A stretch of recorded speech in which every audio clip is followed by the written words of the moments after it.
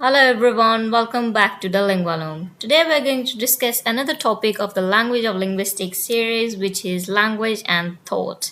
So, does the language you speak change how you actually think? This is one of the questions, and it raises 100 years plus arguments, which is Russian speakers see more shades of blue. So some language have no future tense at all. Coincidence or cognition, we're going to discuss that how language affects our thought or does thought affect that language. So the core idea is the Sapir-Whorf hypothesis, which is given by Edward Sapir and his student Benjamin Lee Whorf, proposed that the structure of your language shapes or determines how you perceive and think about reality. So according to them, it is your language that determines or shapes your thoughts. But shapes and determines are very different claims. So this is what they said. So two different claims, strong versus weak linguistic relativity. Strong version is determinism, which is language controls thought completely. You literally cannot think a thought or your language has no word for. So today it is rejected as no serious linguistic defends this version anymore. Whereas weak version is relativity, language influences certain habits of thoughts, attention, memory, categorization without fully controlling them. It is fully supported today by real experimental evidence in a specific limited domain. So this is given by Benjamin Lee Whorf and his student. It is given by Edward Sapir and his student Benjamin Lee Whorf. Then real experiment, what the evidence actually shows about this. Modern cognitive science has tested the weak hypothesis directly. So the three languages of color perception, Russian versus English is an example from these three languages. Russian has separate words for light blue, which is golubole, and for dark blue, which is sinye. English has just blue for blue color. Russian speakers distinguish these shades foster own perceptual tests. Then comes spatial direction, which is example for Australian language. This language uses absolute cardinal directions, north or south instead of left or right. So, and its speaker maintain extraordinary real-world directional awareness even indoors. So this is an example of color perception, and this is example of spatial direction from this language. Then time and tense. This is another example, and this. So Aymara speakers gesture the future behind them and the past in front. The opposite of most languages, matching their grammar treatment of known and unknown, as for most languages, in most languages, future is in front and past is what is behind. But here, future is behind and past is in the front. So let's look at click any shade that looks most different. So English speakers often see the two blues are basically the same. Russian speakers categorize them different colors entirely, but golubole and sinye. So this is golubole. This is written in Russian language, light blue. In Russian, this is completely separate basic color word for from sinye, not just a lighter version of the same color.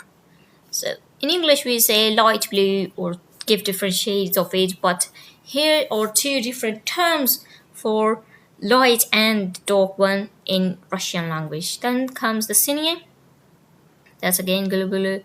That's sinye. As you go darker, so it's gonna be sinye. So dark blue, Russian speakers treat them as categorically different from gulubulu, with the way English speakers treat blue as different from green. Then comes extreme case, Piraha, a language with no number words at all. Well, that's fantastic. That's how can there be no number words. The most dramatic test for linguistic relativity comes from an Amazon. The Piraha language, one of the Amazonian language, has no word for exact numbers, not even 1, 2, 3.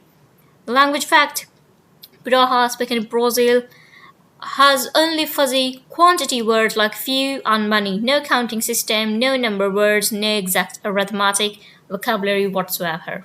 Then comes the test, Gordon's 2004 test study in which the Piraha speakers were asked to match exact quantities of object. For example, lay out the same number of seeds as shown. They constantly failed as sets larger than 3, as they don't have any number vocabulary. Then comes the caste, the ongoing debate. Critics argue this might reflect lack of cultural need for counting, not a cognitive limit caused by missing words. Cause and effect remains disputed. So this is the example of Praha, which shows that your language influences your thoughts because you don't have any vocabulary for the numbers. So in your thoughts, you don't process that thing. Then comes the subtle fact. Does grammatical gender change how you see objects?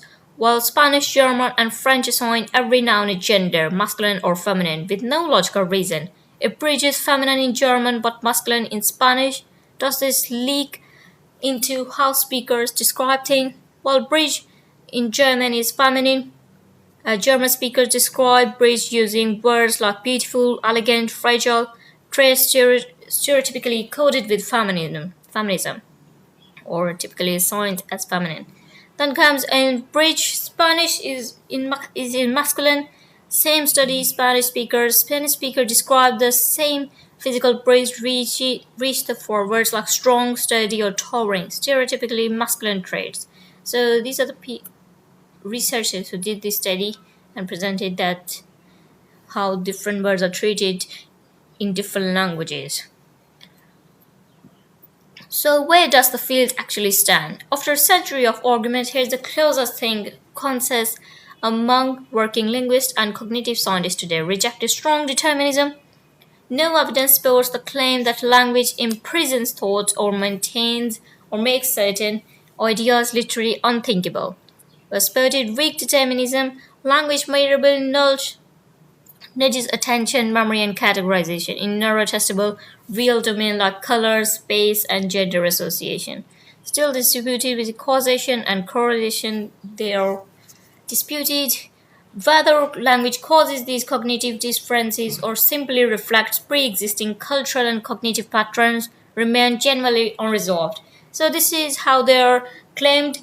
The first is rejected and then disputed, then still disputed. This is how they're perceived, that they may be either rejected or supported or still disputed. So it is still not like a fixed argument that if language determines our thought or the thought determines of language, they influence each other a bit, but we cannot specify just one on another.